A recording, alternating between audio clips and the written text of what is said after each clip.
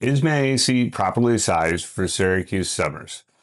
That's a question we get quite often, and it's a little bit of a misconception. AC, number one, works by dehumidifying, which in dehumidifying in turn cools the home. So if you have a system that's oversized, and a lot of people think I'm going to put, instead of a 2.5 ton, I'm going to put a 4 ton unit in my home and get it so I can keep the house 60 degrees.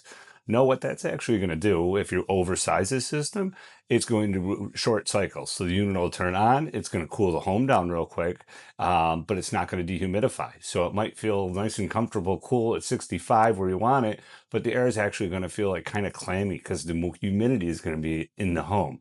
We need the units to run. Air conditioning on a hot day here in Syracuse when we're in the mid to upper 80s is going to run pretty much all day long. That's again because it needs to move a lot of air across the coil, which is pulling the moisture, the water out down to the drains, which we always need to watch to make sure they're not plugged, and getting that water out of the home, bringing the humidity down, which in turn cools it.